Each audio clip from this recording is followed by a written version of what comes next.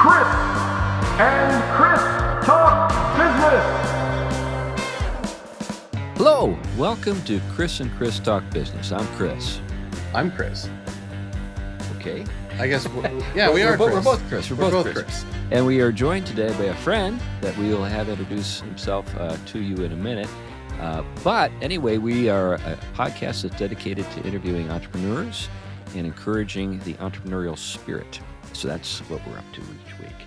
Anyway, we've got David Stocker with us today. And David and I go back, got to be a decade already. It's a decade. I know Yeah. it's at least a decade. Wow, I didn't know it was that long. Yeah, we met each other in Louisville, Kentucky. We did. Yeah, and that's a fun story on its own. But I'm told that Louisville isn't what it was. I mean, when we were there were some things that were charming about downtown, but I guess aren't so much there anymore. I remember like a glass art kind of museum. Yeah. And it was a really fascinating and remarkable one. I remember there was this one sculpture of Salvador Dali's head, and it could open. It's all glass, and you could open it, and you get to examine the contents of his skull, which was fascinating because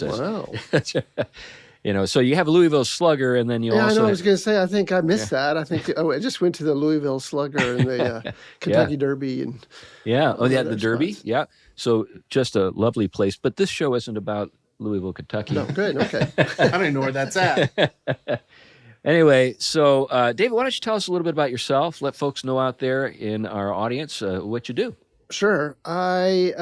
David Stocker, and so my profession, vocation, other things is an architect. So I've loved that since I was just maybe 10 years old. Wow. Great. I was always really good at drawing. I was very good at math. At the same time, my parents were remodeling the house. I thought it was super fun. So, I was lucky because at an early age, I had the right gifts because in architecture, you need the artistic side, you need the mathematics side to put things together. So feel very fortunate about that. That led to, I went to the University of Arkansas and studied architecture. We can talk about that a lot. Yeah, just that'd all be the fun. studies of because I have problems with the system of how we train architects. So and even in thinking Arkansas, about there was problems. But I got through that, and then the practice is in Dallas. It's SHM Architects. And you're the S. I'm the S. We can talk about this as well, but you are artist on one hand and business person on the other hand. Mm-hmm. It's largely on the artist side because that's where you're trained and you know nothing about business early. The firm. I don't know anything about business still. I was hoping that I was going to find out from you guys. No, how to run a business. I've known artists who That's feel the like secret. actually learning the business side of things would be somehow like a betrayal Oh, of it the is. art. Yeah. That's my whole firm. Anytime we talk about business, to the staff, they're like, "Oh my goodness, we're talking about business." You're like, we actually do need to make money if we want to have a job. Yeah, exactly. The specialty of my world is the luxury residence. So Right. I think, Chris, you're fond of calling it the Mansions? mansions and stuff. I try not to use the mansion term because it seems kind of Well, this the is modern, the McMansion. I try not to your stuff is associate a myself McMansions. on that I side. think you're but- above mention, so I don't. Oh man, Chris. Oh, I like yeah. that. So I that's mean- us. But you're not. So yeah, that's an important thing. Like a McMansion is like a grotesque oddity, whereas you're doing like some beautiful stuff. And I never knew about the scale of your operation when we first met. In fact, it was years before I kind of had any sense of just how much you were up to. So I was staying here in your house here, and your city house here, and. By the way, this is where we are. We're in David's house. And I was here for the General Assembly, the PCA General Assembly, which was like the debacle in Dallas is what I called it. It was an awful... I remember it well. Yeah, it was an awful assembly, but it was the turning point, and some positive things have happened since then. But you said, hey, you want to come see my office? And I had this image of like maybe 2 or 3 people working in a little sort of like thing, and then I got there and there were like 50 desks, and it was a very nice. How many team members do you get to work with? Well, it's even grown since then. So that was, Yeah. it's 83 people actually. So right 83 now. So people it's in the quite, firm. Yeah. I would say that in the residential, because I totally agree, most architects that you would meet, by far the majority are small little outfits, Yeah. 2 or 3 people. There's some large firms that do, commercial work, the Genslers and HKS, the giant projects all over. Our little niche, though, has been these, luxury residences with a staff of 83, where most our competition is usually very small. But it was part of how we built the business to be able to. That market has to be served really well. So. Well, we want to dig into that, but I want to kind of play out kind of the surprise that I had. So after I went to your office, you said you want to go to the design district. I said, there's such a thing as a design district? And so we get there and we order some food and we're sitting at a table and there's this woman who comes up and she's all excited about a bathroom. She's working on a bathroom and she wants to tell you about the bathroom. And so you're smiling and nodding and approving and everything. And I'm like, a bathroom? And after she leaves, and you said, yeah, it's Jason Witten's bathroom, the tight end for the Dallas Cowboys. Yeah, I was like, yeah, maybe I'd be excited about a bathroom if I was working on, the bathroom for, it's probably the size of like a home in like some parts of the world was the bathroom. That could be true. Could be true. You got to keep that quiet, but anyway, but it was a fun experience. And then we went out and looked at some of your projects, and they were really fun to visit, and lots of. I remember one in particular where you said, "This guy is 90 years old, and he decided he just wanted to build another house, and that was like a hobby. He's just like looking for something to do, and it was like about a $10 million project or something like that." Yeah, this is an incredible project. It was pretty neat. It was pretty cool. A great person to work with, a businessman that had spent his whole career building things, and one of the last things he wanted to do was build a house. Is he still alive? He's still alive. Yeah. Wow. In his 90s now. Yeah. So let's dig into this a little bit. So you identified a niche. Was that how it started, that you identified a niche, or did you just kind of open up and then discover the niche? It's a little bit of finding your own personality. I worked for a commercial firm, and that was just, you do projects and, the Texas Stadium and other things, GT, telephone operations, headquarters, but you're one of 40 or 50 people. It's not the... Was that your first? That was my first job architect coming job? out of school. You get to build these great big projects, and it sounds neat, but you're like designing the little things. You're not really able to...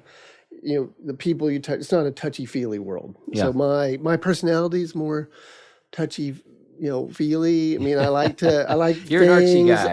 I like the artistic side. And truthfully, I like the relationship that you build with the actual people. Yeah. Where, you're building it when you're working the commercial. This is a decision, by the way, you kind of make as an architect, like, hey, I like that structure. I'm a project manager type of person.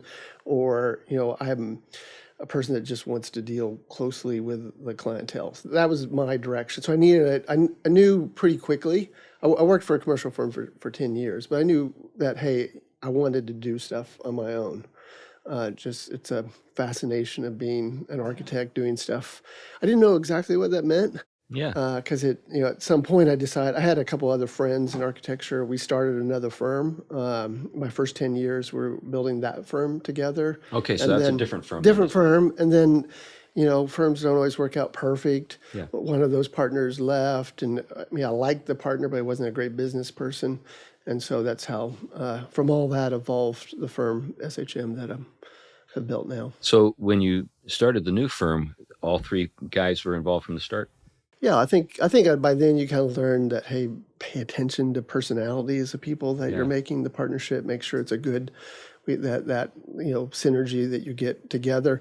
Architect, I knew I needed other people. I'm good at some things, but I'm not good at all things. What? So So to me, it's a big letdown. I needed to. And some people are good and they can run a business pretty much by themselves, and I think that's admirable. For me, I knew that wasn't. Me, I'm not a technical, I know I shouldn't say this, I'm not the technical guy. I'm not, I'm bored by reading specifications, and I'm the artistic person, so I needed the other. This was my vision. You people make it happen. Exactly. With a cape, my goal, I'm going to have a cape and a hat, you know, the Frank Lloyd Wright type of feel across there. No, I'm not quite there yet, but you're getting there. You're getting there. Yeah, the falling water is just around the corner. Yeah, with a cane, I can knock people with a cane. So.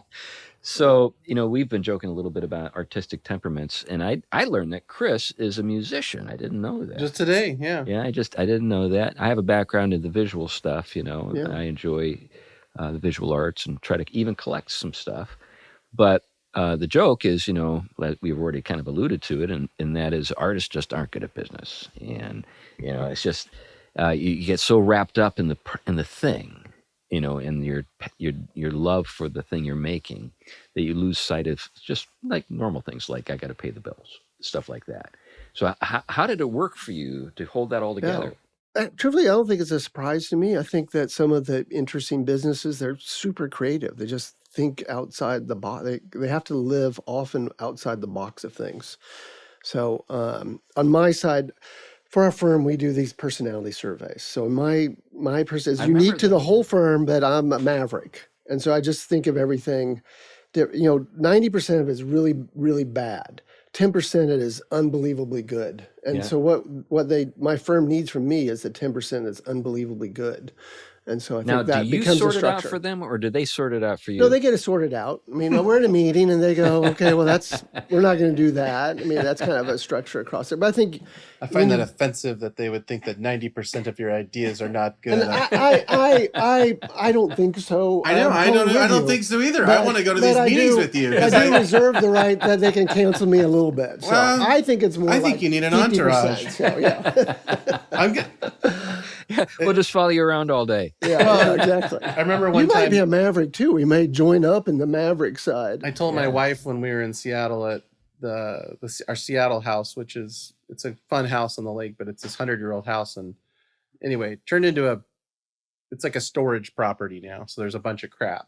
But I said to her once, I was sitting there down by the dock, and I said, this is all because of me, in a negative way, which I followed up, but this is also because of me, you know? Right, sure. And you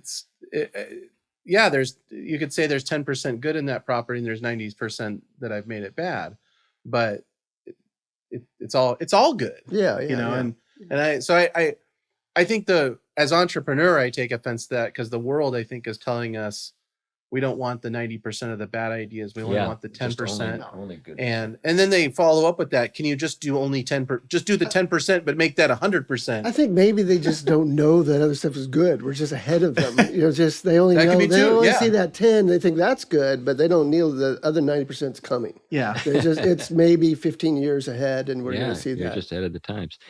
But the fact that you're willing to like receive that kind of feedback is worth noting. Oh, that's Yeah, it's incredibly important. ahead of me, apparently, in my entrepreneurial journey. So good on you. It's my one world where I agree with Hillary Clinton. It does take a village. I like the village aspect of it. Yeah, but she didn't actually come up with that. That's from an African proverb, you know. Okay, so it's right. not, she can't really actually take credit for that. I won't give her any credit then. But it really is true. I mean, you learn. I mean, I just have it's a Venn diagram of people, you know, with different skills. That middle section where everything ties together, I think is often the sweet spot. Were you always like that, or did you? No, because you learn to crash. Like I thought all my days were great. Okay. Push all of them, and they were like, oh gosh, everyone. So there's hope for me. I'm not going to listen. Yes, there's still hope for you, Chris. So, like, when you think about the ones that failed, obviously they didn't fail in a ruinous way, or you wouldn't be here today. So, were you like approaching some of the things that you were doing, kind of like in a kind of like a cautious way, that they didn't blow up and destroy everything? Or I mean, I guess I'm getting into so how do you learn through mistakes without making the mistakes fatal? I guess that's what I'm getting at. Yeah, that's a great question. Or I can just ask him, what did you do that failed? There you go. Well, it's always like people. At one time, like I said, we just hired people because they showed up in the door. So same business. You haven't. Were you here earlier? I listened into I live in this place as I can listen through the door. I mean, but literally, you're needing to build, and you've got to have that person, and you like they're breathing, or can you draw, and you make this hire, and then you spend the rest of your time trying to figure out how to, in that like get that person out of your company. Yeah. And so just constantly like that. They were just the wrong, square peg in a round hole. Wasn't exactly or was just like me. Sometimes people like to hire the person. Oh yeah, they're brilliant because I guess their personality is just like me, where I needed something about. So I'd say that's the biggest one. Just, it's years of hiring people. When you 83 people, I mean, maybe 300 or 400 people total have kind of moved in and out. And it took us more than 10, 12 years to try to figure that out. Yeah. It was a 12-year overnight success. Yeah, 12-year success. Now, the thing about this is, you do have the ability to kind of move on from people. And, the fact that you're going to have to let some people go every once in a while is a challenging thing for, I think, people who generally like other people, and like being liked, to kind of reconcile themselves to. So I think that perhaps one of the reasons why some people who get into business for themselves don't succeed is they can't bring themselves to say, we really have to let Aunt Betsy go. It was a bad idea to bring Betsy on. Yeah. I think that advice of, you hire slow and you fire quickly, if you hire slow, like I said, we give them this predictive index, it's called. It gives me some idea. I have a portfolio of work that they've looked at, and I have references. Yeah. If all those line up, it's a good fit. Since the past 8 years that we've been really doing that, I've actually had to fire very few people because actually it worked. Yeah. So actually, 12 years ago, it'd be a little different. I'm terrible at firing people. I just don't. I'm the worst. I just hate to. It's my. You said a saying that I was taught, I learned, I knew, hire slow, fire fast. I didn't know what that meant. Yeah. It took me 15 years to understand what that meant. And so I'm thinking now that might be something I want to work on the side is, how do we really teach people what that means? Do you think you need to have the pain first? You might need to just suffer through it. So I had a mentor years ago who said, no one should be allowed to hire anybody until they've had to fire somebody. Yeah. Oh, I think that makes sense. So basically the idea that the pain is the thing that's going to make you cautious about bringing somebody on. There's a general tendency to think you're brilliant on it too. So you just think, well, this is a perfect person for me, but not really dig in and decide it may not be. Yeah. I think that's and it doesn't necessarily mean you'll find that out. You'll find that over time. And it doesn't mean that the person that you're firing is worthless. It's just not a good fit. Yeah. Correct. Yeah. That's a key point. That's another misconception. I mean, that they're a great person. They are a great person. They're just they're not a part of your tribe. Right. And like I said, it takes a village. So that's a slot in that village, and it's the wrong. Maybe it's a duplicate of another person. I don't really, it overlaps. So there's a lot of different reasons that they can not be the right fit. Luckily, there's many villages. Yeah, there's another place for that person. We often go rob other villages. There are people that we want to bring to our village. In business is we go. We don't have any room for Vikings here. Yeah. Well, that's the trouble with the architecture world, that you're hiring.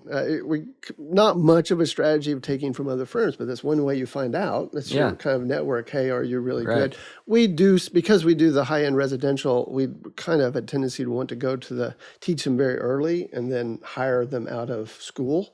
But, coming out of school, you don't know they're a great project manager. You don't know that much. That's why these personality tests do help us, because we know that that's going to be one of their gifts. When you started SHM with these three partners, you didn't have 83 people then. Yeah. And maybe is that when we're talking when we had 4 at the very beginning. Okay. Three people are the partners and one's the employee. Okay. So, and what year was that?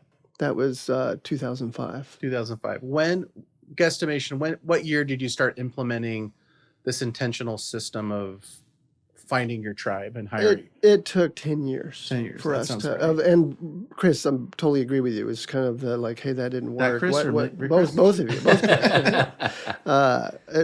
But you were just like, hey, I seems to work? Why didn't it work? And then you start finding, it's cogs in a wheel. You lock into like, Yeah. oh, that one here, that really helped us. So it means then you're going to be looking for people who are not like you, because if they were like you, then you have just you, So there are all these other people out there in the business who are focusing on dimensions of the business. Some of them maybe things that you are good at, but others are working on things that you're not good at, and then kind of filling that out. Now, when it becomes like the scale that it is now, you're kind of at a whole different. You're like in a different ball game, from the days when it was just three architects and a secretary.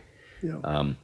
What in the process, it's no longer just the interests of three architects. Now you guys are known for stuff. Yeah. And that's kind of like the genius of your sort of business today. It's like if people know, okay, those are the people to go to if you want this kind of house. Yeah. So and that kind of drives it.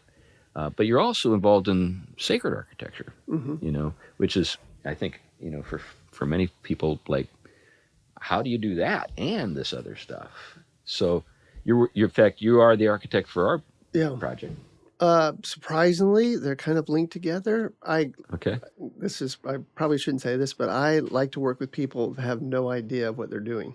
And the church world has no idea what they're doing. It's not that they don't have an idea, but if they do, then it's going to be run by some real estate developer. It's going to look like a box, somewhere, because it's going to be like the cheapest deal out there. I mean, in our world, it's like, hey, if we have three uniques that we're relaxed in our approach, rooted in our craft, and ready to hold your hand. So the high-end residential person, same things. For your church, not to rush everybody. I mean, it was been a nice, slow little process.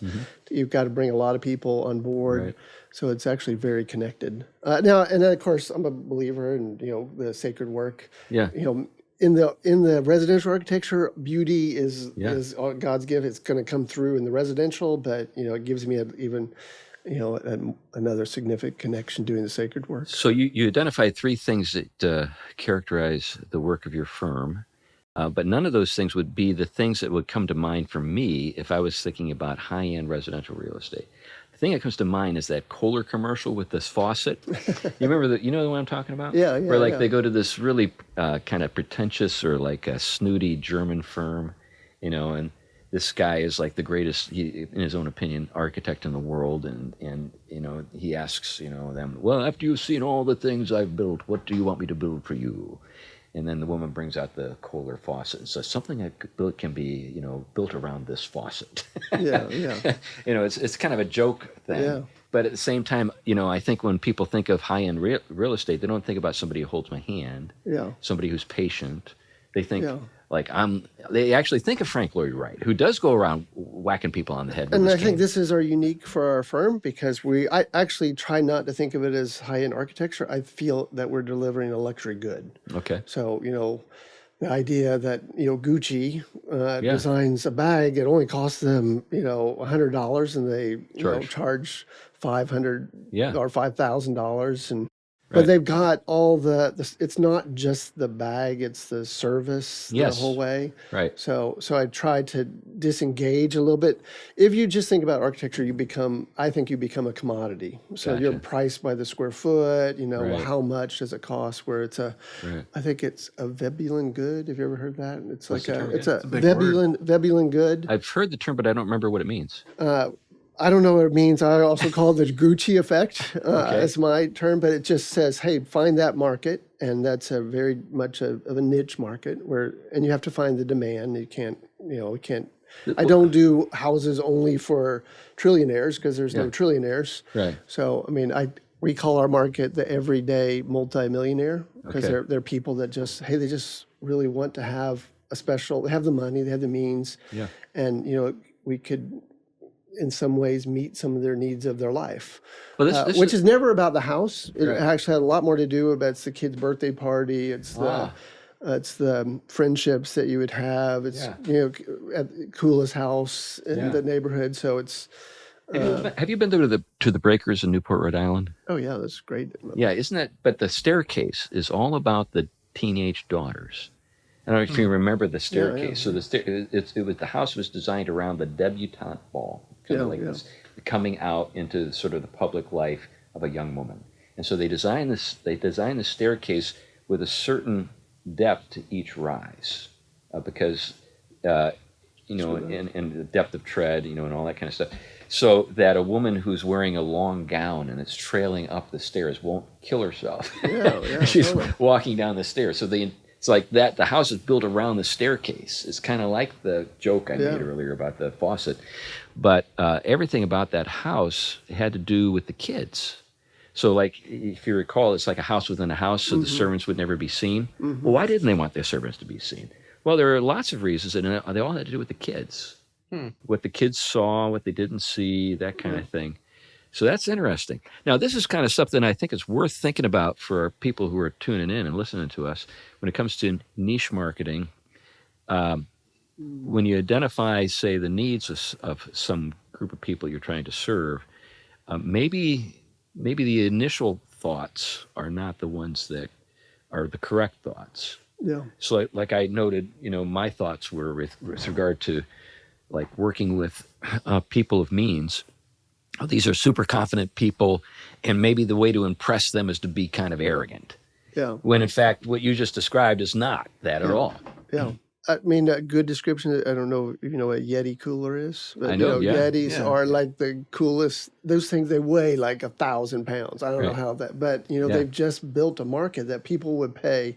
When you could buy a cooler for $25. It fell apart quickly and barely kept the ice. And they took some stupid, simple thing like a Yeti cooler and made it, pay $500. It does keep ice for years, I think. So, so it's the same idea of the architecture that, hey, if you take that, and sometimes it can be just a dumb idea like a cooler. A cooler for us, it's a house that has the same effect. That it is a generational house, or they could pass along to their kids. Or everyone has a little different experience. It might be what Thanksgiving looks like. It might be what the prom pictures would look like. Everyone, I think, has a little vignette of just kind of how they'd like their life to be there, and then we get to kind of help fill in the edges of the vignette. So you're listening very closely. You're trying to understand the people you're building for, and trying to make them happy. Yeah. What a concept. Yeah, and then like I said, that's the ready to hold their hand. Rooted in the craft means you got to do it great, though. Yeah. I mean, I know the difference between a wood mold brick, which was the old method, and a squirted out like a Play-Doh machine brick, and it's a lot of difference of the look. I mean, it's the difference between great looking house and a not so great look. So just then pouring yourself in and knowing your craft really well. So how much of this kind of includes convincing people that they ought to invest in certain things in their homes that they maybe didn't think they should? Like, at what point do you say, okay, I'm an artist, and I want to put something, I want to have something I'm proud of as an artist, but at the same time, it's in the interest of the client to actually maybe invest a little more to get that. Yeah. I'll make a pitch while I'm here on the church. Yeah. Actually, because one of the things I really want to focus on are the door handles to the church. Yeah. Just that I do think it's literally, I know it's a small little piece. Oh, I think it's huge. But, it is. If you're a little kid and you're, 6 years old and you go up and grab this door handle and it's cast bronze with a figure of the apostles. I don't know what it is. Yeah. No, I know. I'm just saying those things are meaningful, and the same pitch, well, you got my you got my support. So I knew I was. This is in Battleground. Right there, yeah. What are these door handles that you envision? What are these things? What is the cost? They would be expensive. It would probably be finding an artist. What's expensive? Well, I don't know. I may kill my deal, Chris. No. I'm not the guy who's writing the checks. Yeah, we're gonna SHM is gonna do a donation. We're gonna help make this thing happen. What? But another you've one already is, sold me. I'm kind of curious if it's something. I don't go to that church, but I know people that go to that church, and I'm like, you sold me, and I'm thinking, what? they could easily be $10,000. I mean, they could be where a little doorknob you buy at the Home Depot is less than $100. Well, the size of those so- doors, Home they're Depot's big not going doors. to do the job. It's the same thing with like bells and Yeah, some of that. yeah. I mean, I think that we, as I an don't want to buy you architect, guys doorknobs. You can do it. I kind of do. You set up a we're doing a GoFundMe. You really We're sold setting me. up a GoFundMe. Well, I'm Doorknobs also- for Battleground. It's also strategic because I know my wife is watching this and she's already sold on you. If I can get out on the doorknobs, I might save myself from a house. That's it. I like that. But now getting back to this, Sorry, So I it's gotta- not. But back to that, Yeah. it's not everything. Not every. Yeah. There's but I think that's if, that's if everything's special, nothing is special. So their idea, I need to focus on. Yeah. In that case, I think it's the main entry to the church. I just want to say something right there at the very front door. At a person's house, it's very fun. I love powder rooms. I love doors that kind of completely slide open and walls. Just stuff that, like, hey, it's so cool when I do that. Yeah. And it just adds a special piece. So, but I even that concept I think is really worth thinking about. So how do we pick and choose? Like when it comes to a church and a door and a handle, I think that's particularly the doors that we're talking about here, which are how tall? Like 14 feet tall. Yeah, something like 14 foot tall. Yeah. So I mean, these are significant doors, and we're intending to say something with them anyway, and that would be kind of the exclamation point, you could say, or the thing that really is the underscore with the doors. Now, justifying that to people for whom maybe art doesn't seem to carry much significance, they probably aren't your clients anyway when it comes to houses, I'm guessing. We need the theologian part to help on that part. Like, hey, these things are very, they're saying something. It's all important. It's all, but it's probably not our client. But let's just think about this. So, we have a hard time convincing church people that church buildings are important sometimes. Oftentimes they think of it as just sort of like, well, the early church, they worship in the catacombs, so we should too, or something like that. That's kind of the attitude. Wasn't it the center of was like the center of the community, right? Later. Yeah. After persecution. So it was a strategic point at that point. That's right. Yeah, exactly. That's right. Build this in the middle of where the walls. But it's the safest part in the community. But I think you could liken it to the fact that when you talk to people who grew up in the Depression, they have all these wonderful stories about like growing up like half starved and like living in a box, on the street. You remember that one episode of like was it Monty Python where they're bragging to each other about how bad their childhoods were? It's kind of like that. But then you ask them, would you like to live that way today? And they, of course not. But those were great days. Yeah. And I think that we think of the early church that same way. Oh, it was wonderful there in the second chapter of Acts. Well, it wasn't long before somebody was dropped dead because they lied to God. Okay, so it wasn't all wonderful, even in Acts. Yeah. But I think, what we get to later is that, now we're building a Christian civilization, and what should be at the center? Yeah. It should be the church. And a marker for all the present, it's like piling the stones as you cross the Red Sea. You pile, it's like, hey, look where we've come. Yeah, that's right. This is something that we can. So I wonder if there is something to be said for a theology of residential housing. There have been some books. In fact, when we first met, you encouraged me to read a book. Yeah, Christopher Alexander, Pattern Language. Yeah, the Pattern Language, but there was another one that was Dutch Reformed. Oh, yeah, that's right. The Christ in Architecture. Christ in Architecture. Great book. It's a little bit surprising, though, because it's a book that is focused on, say, modern architecture, but still has kind of a classic theological stresses on where things should be put and kind of scale and how to think about church buildings, even though you're dealing with buildings that are clearly modern in character. But I guess what I'm thinking about is, like, when we think about our homes, we tend to think about them almost exclusively in terms of what do they say about me? What do they do for our families? Maybe there's a dimension, maybe there's a business opportunity for somebody out there who could help people think about their homes theologically. Yeah. Someone wrote this book, Household in the War for the Cosmos. That's right. I don't know who that guy is. I don't know if you remember, but when Yeah. you published that, you and I was going, Yeah. we were going to go to England, and Yeah. I was really interested, especially of the Roman, Yeah. how, because there's literally, Yeah. I did some research on it. It's like, hey, look, these are they were not just houses, they were productive households. houses. That's right. And so it was designed, that first part was actually some commerce. Yeah. The back part was the family. Right. They lived in the city, and then they had a place in the country. Yeah. That so yeah, I think we could. I mean, it's a tie-in to your book a little bit of like, hey, how could you rethink of, because we live in a modern. Everything we do is modern, so Right. all of it's baseline, and everyone's separate. No one's close to each other.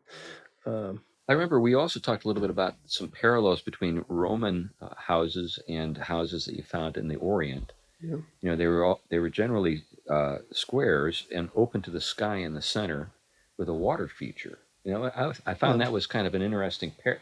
So here are two different civilizations, high civilizations, really significant and well-developed civilizations, but there are these parallels. That's just fascinating. Yeah.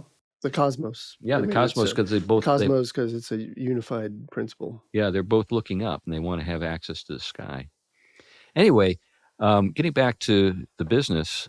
So when it comes to our show, we're trying to encourage people to think about starting businesses and giving them some different people to learn from.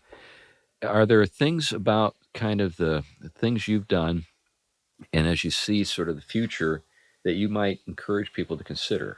In other words, would you say you should go to art school? I mean to architecture school. Should you think about maybe market opportunities and anything maybe you've seen? Like I said earlier, I went to University of Arkansas, but in the architectural world, I actually do like more of the the word apprenticeship type of idea. So I think that was the classic way that your apprenticeship, you would learn the basics, then you become a journeyman and you would study with some other people learning things. And then ultimately you did your masterpiece. I'm saying this is not how it works. People get a master's, but it's not really the masterpiece. Right. It's a whole different system. If I were to wave a wand and say, hey, there would be a better way to do it, is to organize yourself to do that. There'd be some schooling, just like an apprenticeship would have some basic understanding. But I think spending that time with learning it from other people, people learn something from me, but like I said, Chris, I don't know everything. You got to learn something else from other people. Then ultimately you've got it's your, it's your meal, it's your mix of your spices, and then it's a unique, unique meal at that point. And then I think you have to find a kind of an organizing system. For our firm, we use this system called the EOS, Entrepreneurial Operating System. Mm-hmm. So it's really creating the structure that you need to have in business. There's, everything's hierarchical, but it's not hierarchical just top down. It's really kind of an accountability. So I'm good at what I do, another person's good at what they do. We mix it together. We're accountable for different things to make the business. So did you come up with that, or is that something? It's a system. It's called EOS. Are you familiar with that, Chris? I've heard it. I know there's a guy in Seattle that actually he consults on that specific system. It's something that you should look into. It just helps to organize, and I think it goes back to the cosmos. It's a pattern of how things can, develop well. Yeah. Now, in terms of where the opportunities lie in real estate, if somebody out there is thinking about getting into it, one of the things that everybody kind of starts with, particularly if they're, say, in the trades, is I want to flip houses, right? That's a common one. That's a common one. Thank you to all the TV shows. That's right. Yeah. Right. And that's great. If that's what you do, I'm glad for you. But are there other things maybe people ought to be thinking about in terms of opportunities in the world of architecture and real estate that you've seen, that you've said, well, I'm all set. I don't need anything more on my plate. But if I was young, I might be trying that. I think that I love the philosophical side. I think we've kind of created a modern world that doesn't really work very well. And so we've structured our cities to be like that. So, hey, if I was to do one thing, again, it's like, hey, maybe I could find some areas to restructure cities. Just find other things that actually work for people. Because, I think a successful, every great city, it works really great in the neighborhood. We're in this neighborhood called Cochran Heights, and when we're done here, we can walk down to the old Yeah, it's a Monk great neighborhood. Reminds me of to Battle grab a Ground. beer. But and that's how. Right. But actually, most people they don't live that way anymore. Right. I mean, you're an hour from your house, you get home and it's 8 o'clock, and you barely see the kids, and there's no community together. So I think we have a lot of potential reconstruction of things if we could kind of decide that's not how it's supposed to. So sometimes it might be doing it. I know you had Nate on recently, and they're doing some stuff, rethinking about communities. It can be just areas where you kind of there's a lot of reconnection that could happen with that includes architecture. So you have to be you almost have to be a guerrilla person. Like there's one, by that I mean that you just don't wait for the city to say you can have a cafe on the street, just put the tables out at the street, and so make it more street friendly. Yeah. So it's make not them stop you.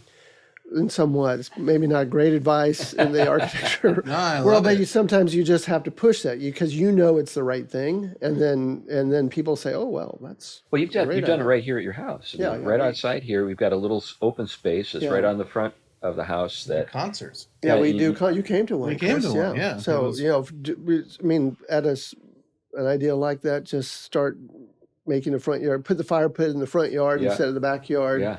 Have your neighbors drop in, have a cigar, have a concert once in a while, bring the community back together. And so it's a little small. It's always small acts of. Well, there, just a couple of things.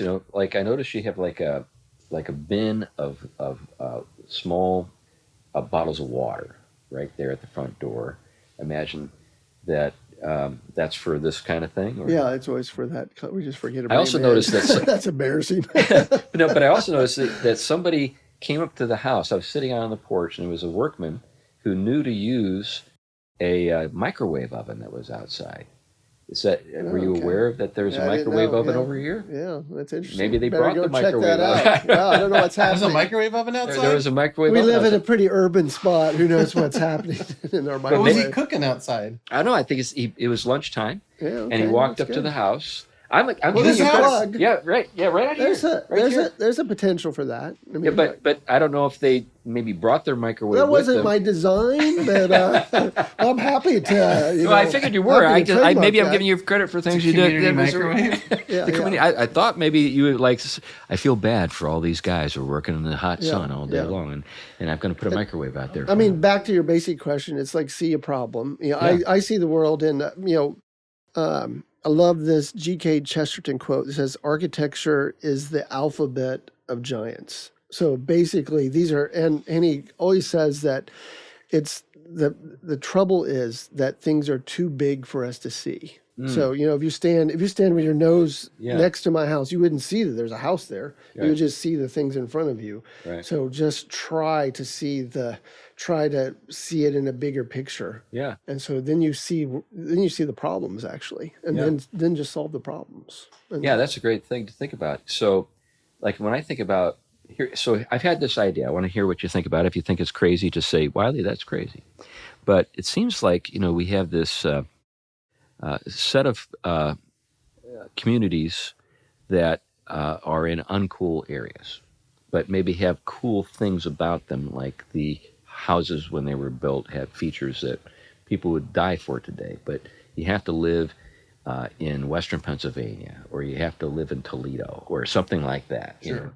So I've thought, would it be cool if somebody had the idea of creating like retirement communities that were kind of just buying up blocks in these like areas, and then kind of sprinkling in certain services, businesses, and so forth to make them attractive. Yeah. So we have people who would like to maybe retire in Florida, but then they're saying, "There's no way I can live in Florida, because of this or that," or I want to be in a place that has a low tax burden, or I want to be able to live in a place where I can pretty much afford to live based on my Social Security check. Yeah. You're not going to live in a lot of retirement areas that are designed for people who have a hefty 401k that they're drawing on.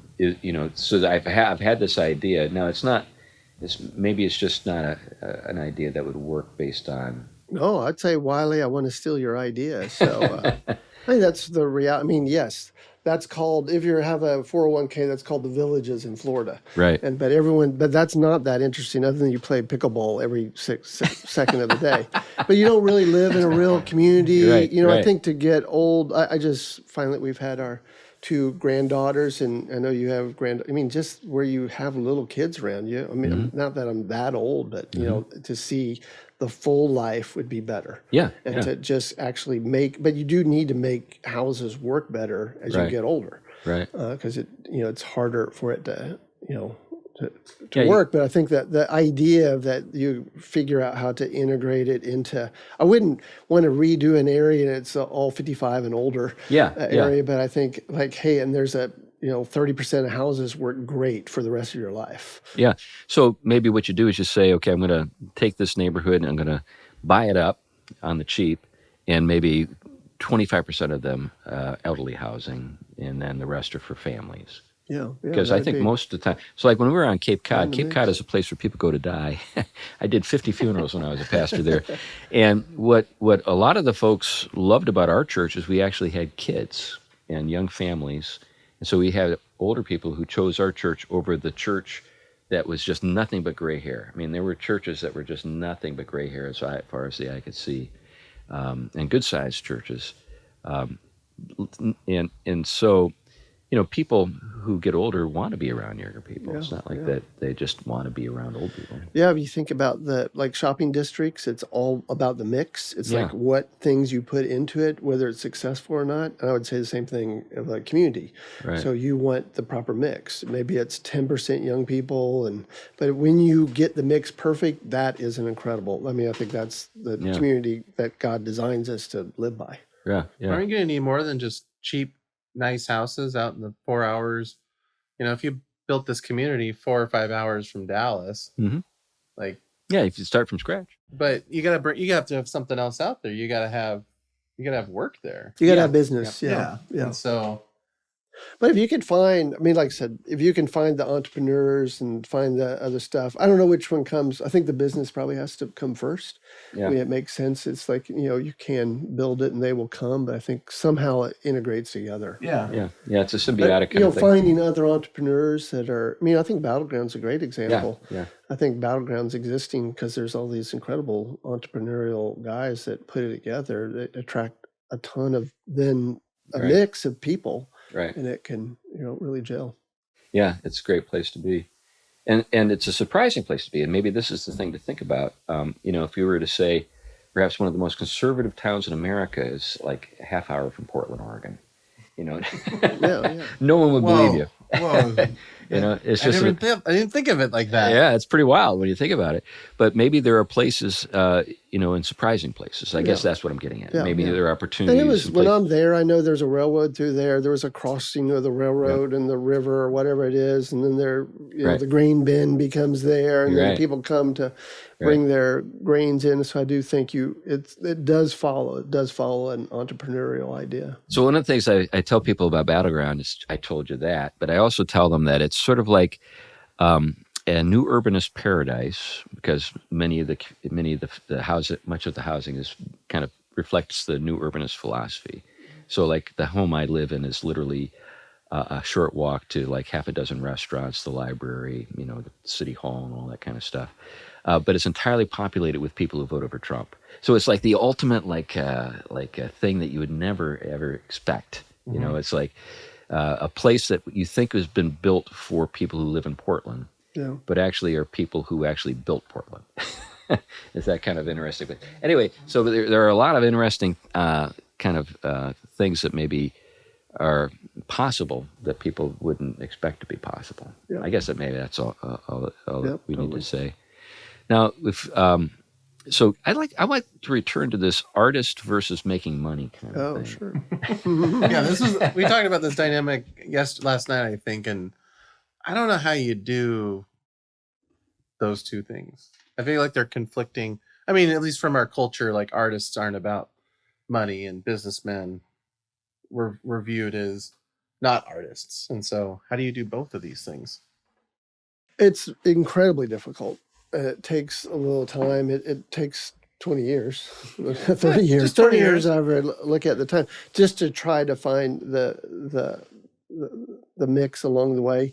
I mean, for me, started out very artistic, and then you have to run a business. Now, sometimes at the firm, everyone, I think they only care about the business.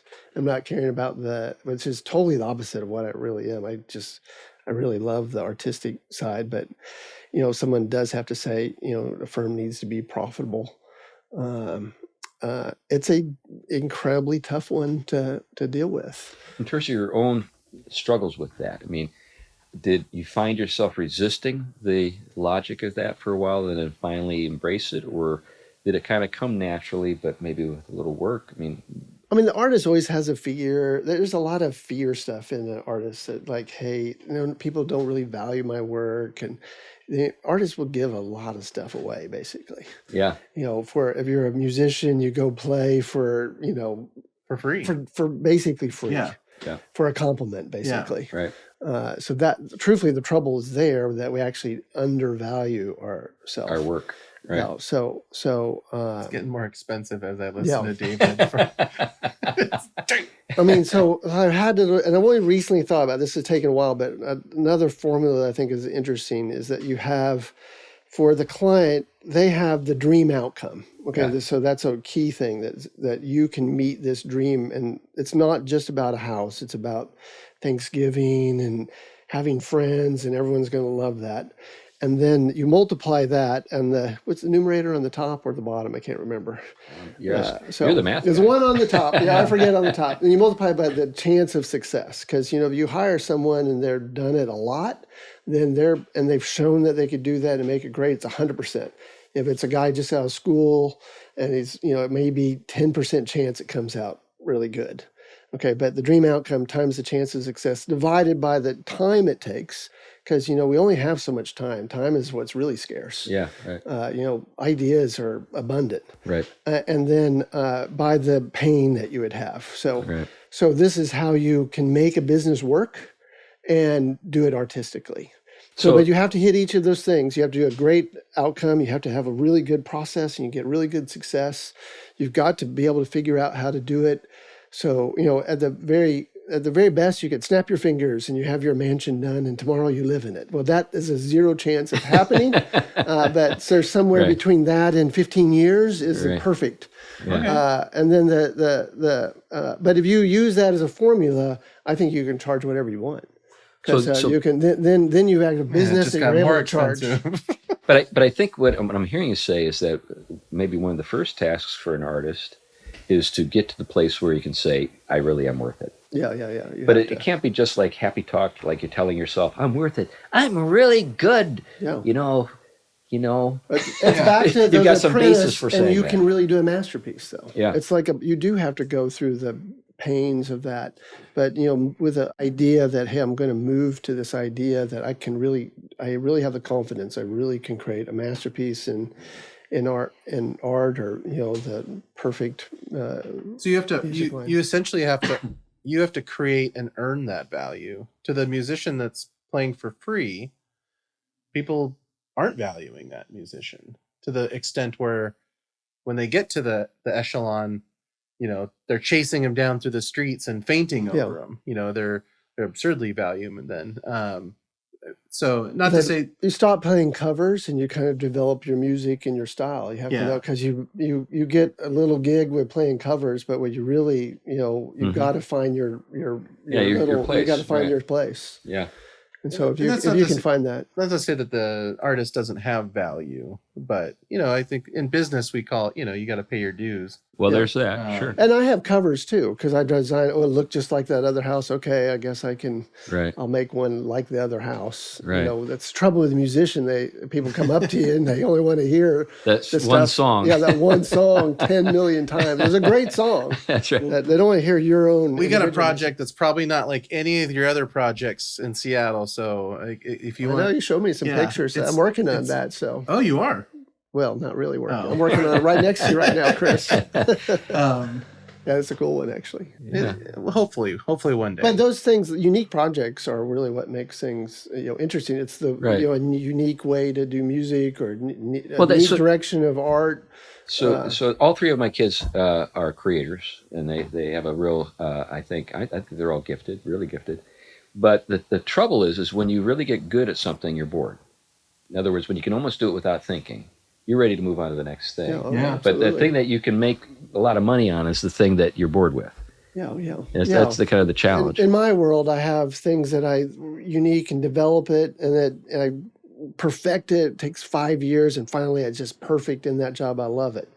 And then I spend the rest of my career trying to not do that one again. Because everybody loved that one. And like, hey, I had this thing early on. It was cast glass. Really, it's like thick glass. And you put it together in different colors, and we'd have it in certain things, bathrooms and stuff like that. Really neat looking. Everyone loved it. It was so cool. It looked great. That took me like 10 years to stop doing that because I was so tired of doing that one detail. Wait, what's that one called? Cast glass? Cast glass, yeah. Cast glass window. Yeah, so like with my daughter, she's very gifted at a number of things, and I just said, you need to find a lot of old ladies who want an original Hannah Dunsworth. That's like, so at that point she wasn't married, it was Hannah Wiley. But you want to like find those gals who say, I collect Hannah Wileys. Yeah, that's for sure. And I'm willing to pay the same way with $5,000. furniture and other stuff. Your name. I mean, if you do something well, your name gets associated with it. My daughter didn't take my value of the advice. artist is not the art piece; it's the name on the artist. Well, that's the thing. But my daughter didn't want to take my advice. She rarely takes my advice. That may be good advice. I didn't become a doctor. I was supposed to become a doctor. I think it's because the artist, and she doesn't see that she's really maybe able to do the masterpiece yet. You're very critical, and you're very critical of your own self in the artistic world. I'm by far the worst critic early on. Now I kind of have more. But see, I think that's another thing you have to learn. And it's true even for like a pastor. Like, when you're like a young preacher and you've done a good job, but everything you did that was like short of what your own personal standard calls for. And somebody comes up to you and says, "Oh, I really got a lot out of that sermon." Your immediate response is, "Oh, I could have done so much better. If you just only knew what I didn't say, you would even think more of me." Oh, wow. That's a thing you can do to yourself. But actually, the thing the entrepreneur probably fights through that. Yeah, I think they have some ability to fight through that and say, "Okay, but I got to wake up the next day." Yeah. That's a spurn for just doing a little bit better the next day. Yeah, and with the best response is just say thank you. My bill is, and just say, hey, they like the work. It may not be everything that I would like to be remembered for. Yeah, but they're happy. And I joke that it's a practice of architecture. That was a good practice. Here's my next one. So that's right. If you think that's good, yeah, exactly. Anyway, we should wrap this up. This has been a fun conversation. It started getting spicy and good at the end. None of it was that good at the beginning, but we were hitting our stride. But I think this was particularly interesting for people who have an artistic bent, maybe are creatives, maybe you're craftspeople. Who are maybe wondering, how do I actually go out and make a living doing this kind of thing? For 100%. Yeah, right. Anyway, thanks for tuning in to Chris and Chris Talk Business, and hopefully you'll tune in again when we have another guest that we can kind of get to know a little bit, just like we've done with David. Thank you. Thank you. Thanks. Appreciate it.